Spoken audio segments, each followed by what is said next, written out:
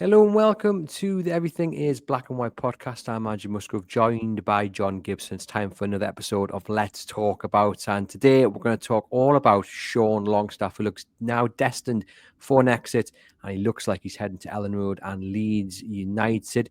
We're going to talk about his time on Tyneside and how it's ended, and the money Newcastle United look like they're getting from, whether it's a good deal or not. First things first, though, John, welcome back to the show. How are you keeping? You well?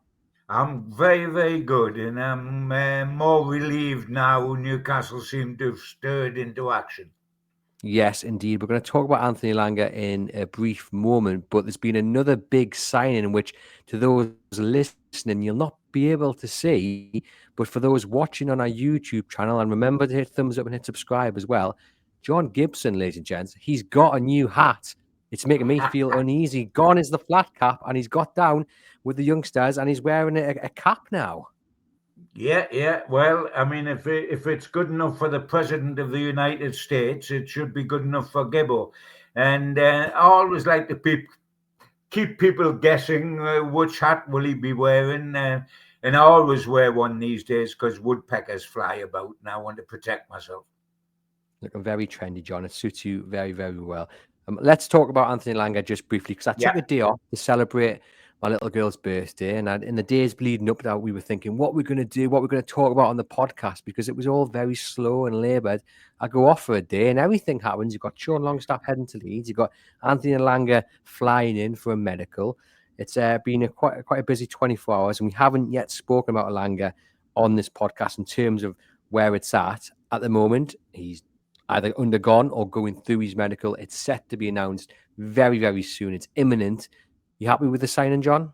I am. I am. I'm relieved that it's happening at long last, both in terms of any signing, because we've waited an awful long time, and this particular signing, because I was banging on about Elanga over a year ago when you asked me, Andrew, well, who would you like to come?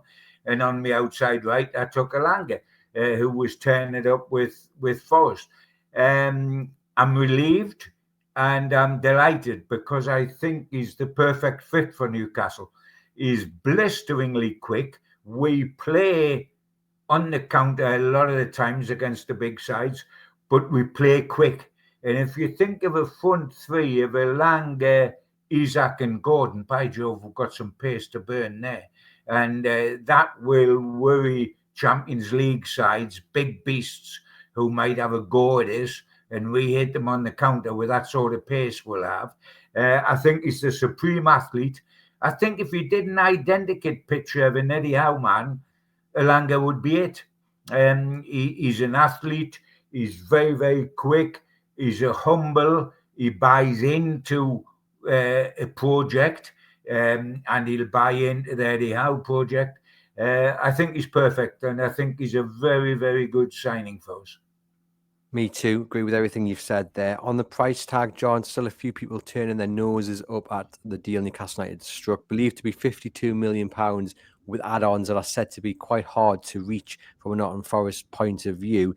For me, I look at the market and I think that's just where we're at the moment. I always ask the question of who is anyone to put any value on anyone, really. It's mad when you think about it. But what are your thoughts on the price tag being paid? It's the going rate. It's what happens. I mean, people might have thought there's 60 million for Alexander Isak was high at the time because he was playing for not one of Spain's top sides like Real Madrid or Barcelona, but Sociedad. And people say, well, he's unproven in the Premier League, etc., etc. This guy isn't unproven in the Premier League, and it's a going rate. I mean, Man City was held up as the sort of greatest club side a couple of seasons back. Spent 100 million on Jack Grealish, and nobody at the time said that was overpriced. But a lot of people would suggest now that it was overpriced on what he's achieved there. So no, I think 60. It was 60 mil for Isaac, and he's double that now. I think Isaac is a decent price, and I think he's worth it. But even more so, you ain't going to get him if you don't pay it. And we've got to start getting people. I mean, it's all right, and I'm all for it. I've said walk away from deals if the price is too high, etc. But you can't walk away from every deal. Sometime you've got to bite the bullet, say this is the world we live in, and do get a deal done. And I think Elanga fits perfectly, fits like a glove. So you've got to pay that sort of price, and he isn't our most expensive player ever because Isaac still holds that, and rightly so. But I'm happy I can live with that. Yeah, and I will put on record again my prediction. And I said this a few months ago and got loads of stick for it, but I'm made of thick skin. I think he will prove to be worth double in a few years' time in terms of the price tag. Not that Newcastle United will cash in or anything like that, but I think he's got such potential and so many more levels to go.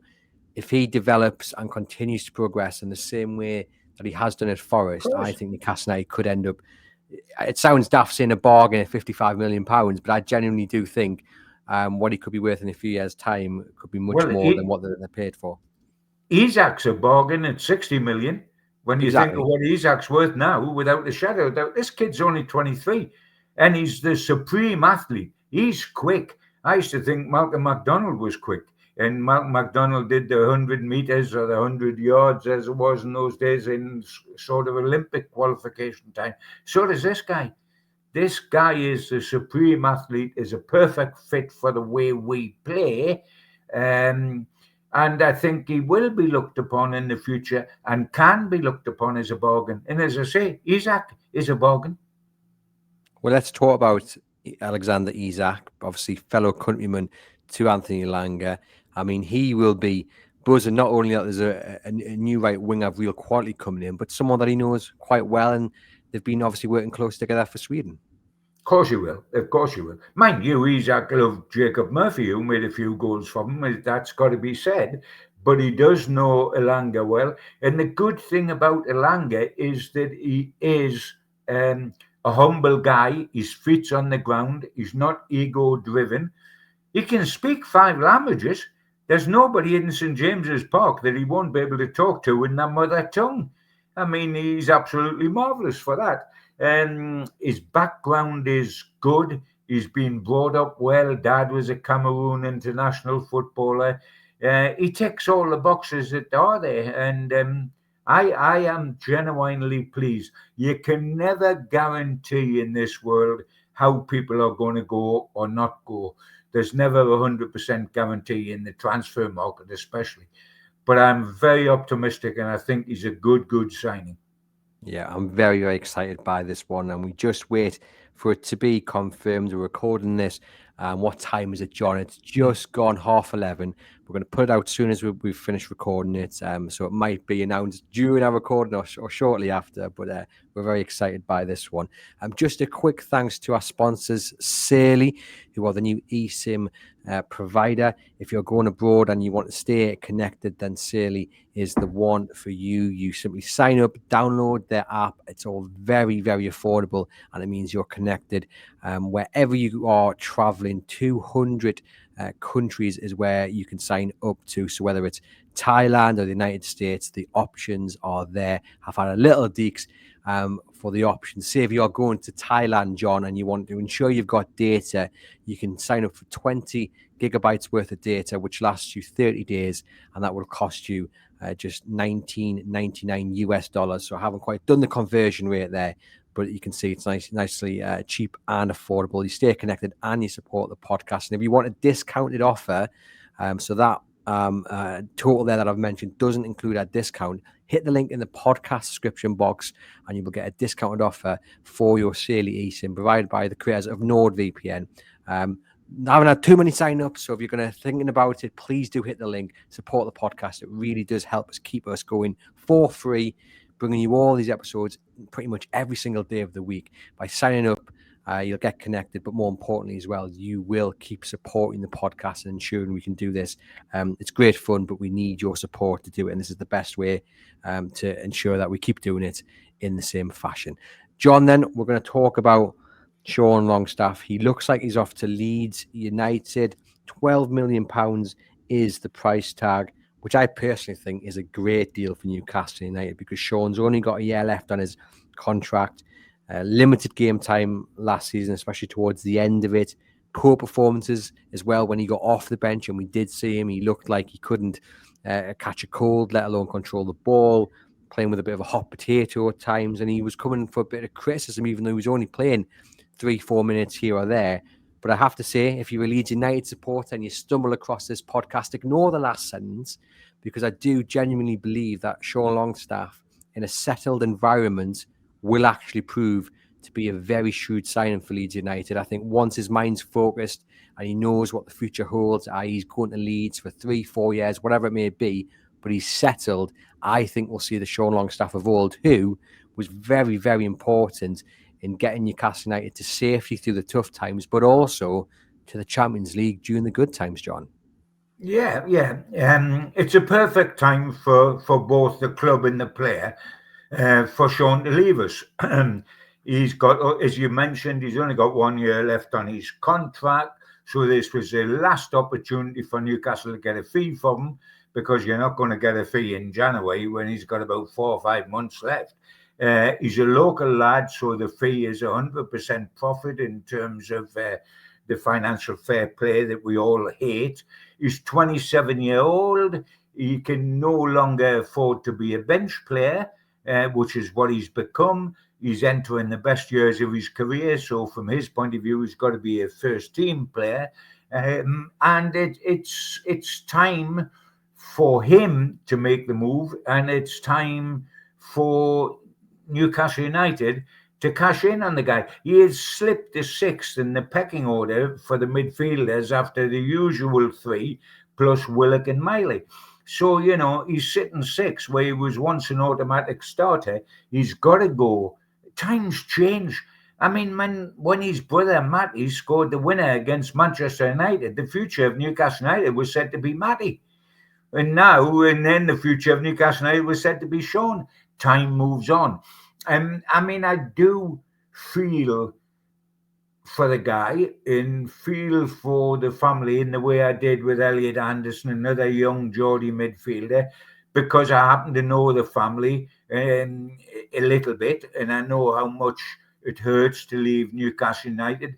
I knew Sean's dad, David, well when he was an ice hockey star on Tyneside, played over 100 times for Great Britain, and was a top ice hockey player.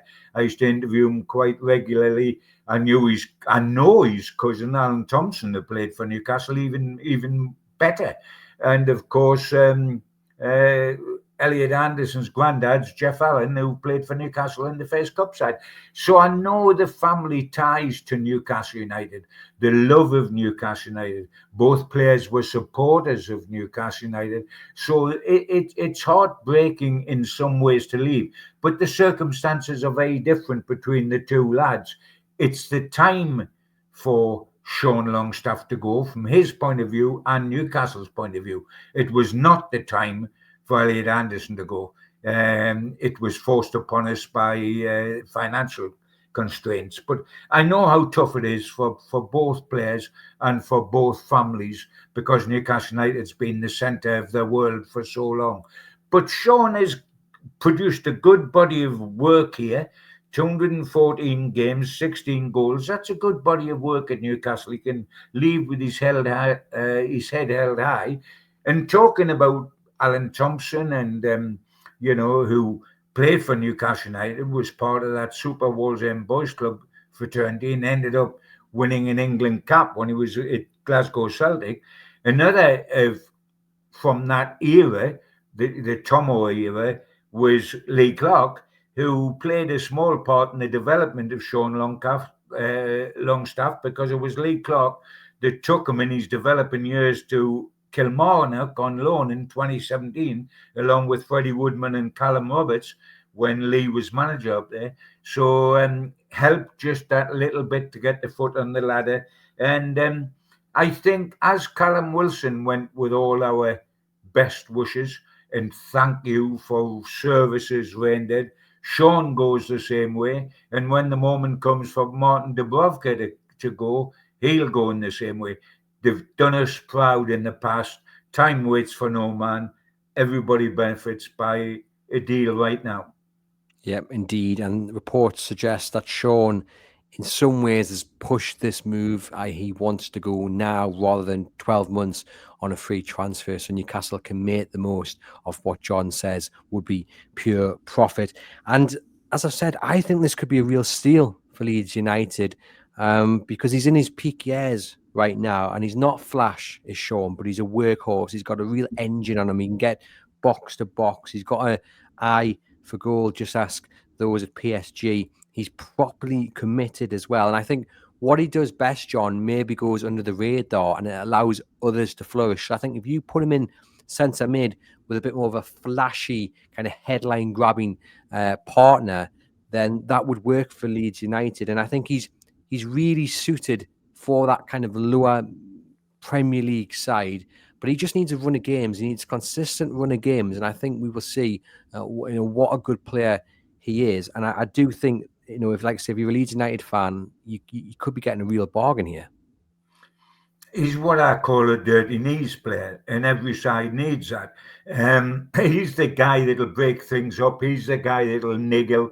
He's the guy that makes things happen, and then he gives the ball to somebody who's flamboyant. That's what he did at Newcastle when he was around Bruno and Joe Linton, etc., etc. We all need that sort of player. David Batty was that sort of player. The entertainers who are often compared to this current Newcastle side, they needed a dirty knees player. That player was David Batty. And that's what Sean Longstaff does. It doesn't mean that he's talentless, far from it. It's a talent in itself. But it's necessary. He does that job very, very well.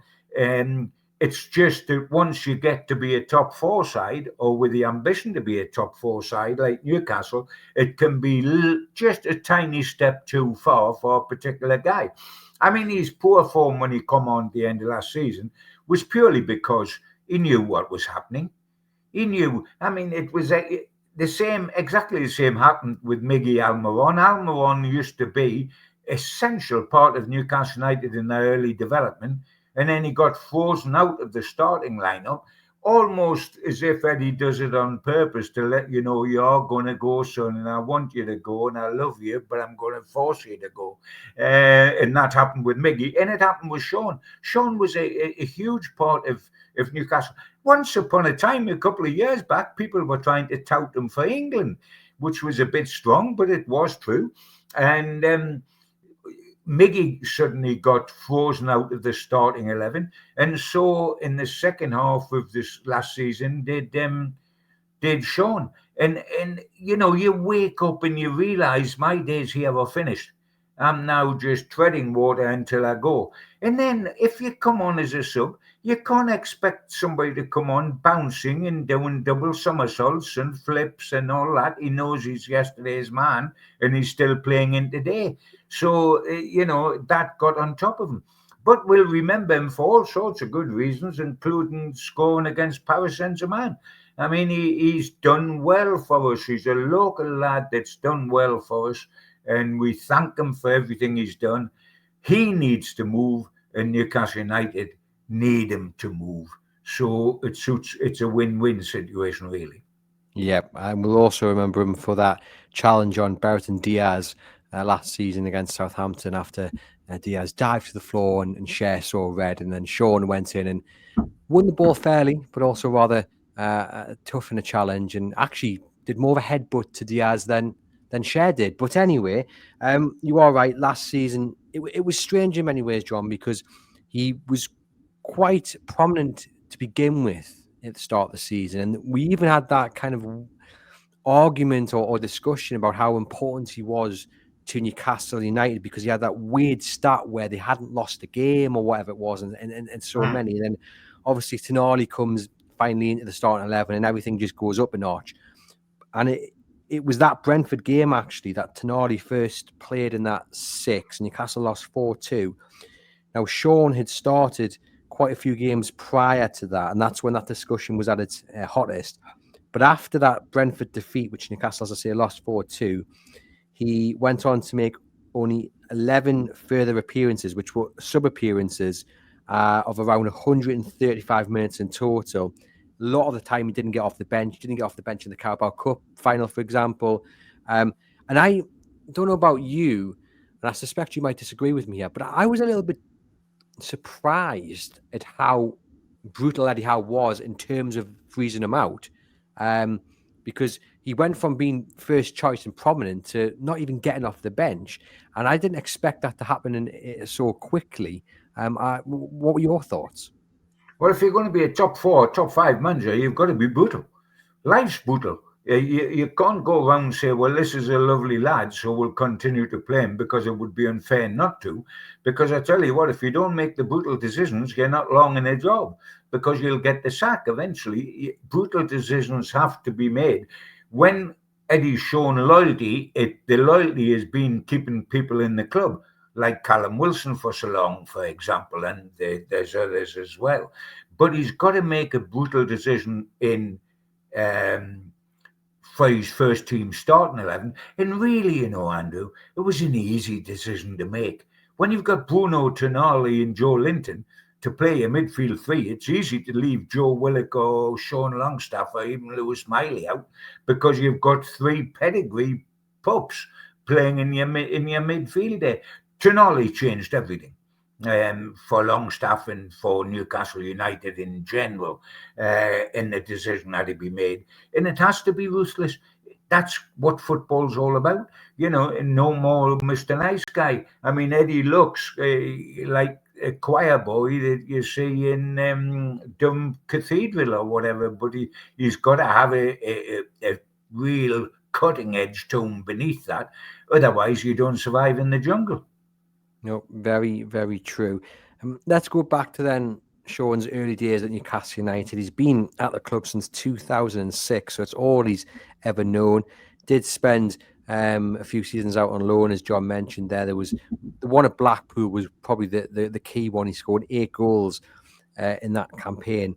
He then had a few kind of moments in the first team, but it was the run of games in probably I think it was just the turn of the year into 2019. Now, he scored his first goal against Burnley. He'd started the previous 7 games and really, really impressed. I mean, it was so refreshing not only to see this youngster, but this Geordie as well. And there was such excitement, John, about Sean Longstaff. And I remember there being quite a bit of clamour as well to see him a lot earlier than we did. And Rafa Benitez was very, very how was she patient, and he wanted to bed him in rather than chucking him in. But when he got his opportunity, he started 8 games in a row and really did grab the headlines. What do you remember about that time of him being introduced into the first team?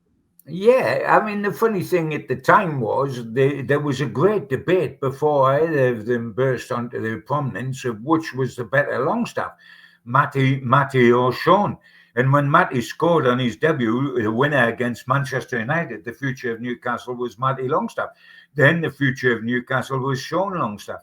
And I think Sean has proved himself to be the better all-round player. He's a quality lad. I almost said kid, but of course he's 27 now. He's not a kid anymore, which is what's coming into his thinking. I mean, you don't want to, in any case, when you see the writing on the wall like it is now, you don't want to stay another 12 months and go somewhere on a free contract, because that's 12 months wasted. 27 to 28 is probably your best years of your life of your football life. So you've got to take advantage of that. When he come into Newcastle, he looked an all-round player. He looked as if he could finish and he could get into the box with runs. He had an engine that got him around the field. He was willing to get his knees dirty. He was an all-round midfielder. Now, you're always going to get the flash Harry, whether that's Bruno, and I mean flash Harry as a compliment, whether that's Bruno, whether it's been Gaza in the past, whether it's Tony Green that's going to take the headlines. But you can't have 3 Gazas in midfield. You can't have 3 Brunos in midfield. You might be great when you've got the ball, but you're going to be horrible when you lose it. And you've got to have a Sean Longstaff. And he did that job so well for us. But Tonali took that job to another level. That was Sean's undoing, because Tonali could do what Sean did, but still had that extra bit of flair on the ball that Sean doesn't quite have. My worry from going to Leeds, he can be a star at Leeds, there's no question, but he's going to go into a side that's struggling. I mean, he's going to go. He's not at Newcastle. At least where they were either top four side two seasons ago, or they are thereabouts in the top half of the division. This is going to be a relegation fight. It's a relegation fight for Leeds. It's a relegation fight for Burnley, and it's a relegation fight for Sunderland. Recent history tells us that if you come up, you do well to stay up. The odds are you're going to go back down. And so I'll be looking for Sean to be doing well around Christmas, because at the start, Leeds are probably the side out of the three that's come up that the neutral would say had most chance of staying up. The passionate crowd, the sort of players they've got, the sort of players they might get. Sunderland's development is they've got the passionate crowd, but they're a little bit behind that with kids, although they're signing left, right, and centre. Can Longstaff produce the glue that'll hold them together? That's what he's being bought for. I hope he doesn't sort of sink into a morass if Leeds get into a morass around the Christmas time. But he's a good signing for them. And at 12 million, he's a good sell for us. Because what we've got to bear in mind is that we're making certain we get 12 million for Longstaff here. We held on to Callum Wilson until we got no money at all from him. Yeah, and it is, like you say, a great deal for Newcastle United. But there was once upon a time, John, that they could have got maybe £50 million for him, because he impressed so much in the early months of him breaking into the first team that Manchester United were linked, and Newcastle put a £50 million price tag on his head, which didn't seem to scare Manchester United off at the time. Of course, nothing actually happened, but they were very, very interested in him. And I suppose, do you look back at that and you think, was that a fair representation of how much he impressed in those early months, or was that just kind of everyone getting whipped up in the story of a Geordie lad coming to prominence? I think Newcastle put 50 million on him just because they didn't want him to go. Like they'll put 150 million on Isaac now. Let's put a fee on that nobody will pay. And in that stage, they didn't want him to go.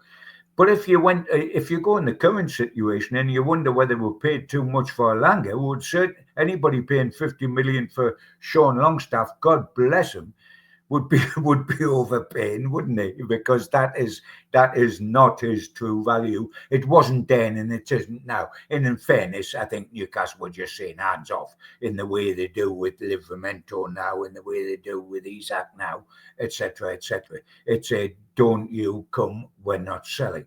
But he did have that spell where was he an England player? And he did have that spell of how much does he want, and does Manchester United like him and want him? But you know what? Bless them all. But you know, if somebody hits form for 6 successive matches, that's touted for England. Jacob Murphy was touted for England last season. We're now buying a replacement from him, and he was 29-year-old. And I know Byrne got in at 32. But you know, we do the England call very easily, don't we? Oh, this man's got to be considered by England, you know.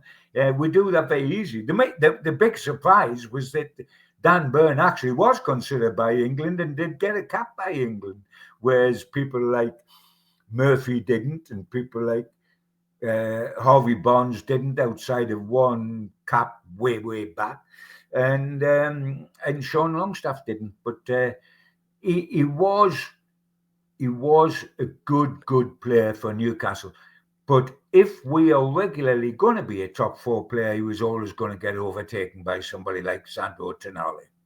Do you think he reached his true potential? We're talking about there Newcastle putting £50 million on, and how it would be a mixture of, you know, him not wanting to go, but also I genuinely believe maybe someone said, look, this player could go all the way, sort of thing. Do you think he looks back on his time and his career and is happy, or do you think there might be a bit of regret to say I didn't quite reach the heights that maybe my ability should have seen me do so? No, I think he has reached the heights that his ability he said he would do so. I think what he was 2 years ago was his height, and we've got to be realistic. He isn't Tonali. He isn't going to be a top 4 regular first teamer, but he's played 214 games for the club he loves, and that is a good, uh, you know. I think the greater regret will be Matty's, who looked as if he was going to be get the sort of figures that Sean's ended up with when he played against Manchester United, and never ever did. And long before he got the injury that helped to take him over the pond, etc. Uh, but I think Sean Longstaff, when he's finished, will look back and hopefully will have had a great career from here onwards with Leeds United or whoever, a steady away career. But he'll look back and he'll say, you know what, I played for Newcastle United 214 times at a time when they made the Champions League twice, at a time when they made the League Cup final at Wembley twice, etc., etc. I didn't do bad. For a local lad, I didn't do bad. And I think he did reach his potential. I mean, gets that cup I winners think, in medal. honesty, you see, in honesty, Andrew, his potential is the level he's reached. I don't think he can look and say, well, I could have been a full England international all the time. I could have been a Tonali. I could have been a Bruno. I don't. He'll be realistic. He is what he is, which is a very good Premier League player. But let's not get carried away. Well, like I say, he gets that medal after Newcastle won the Carabao Cup.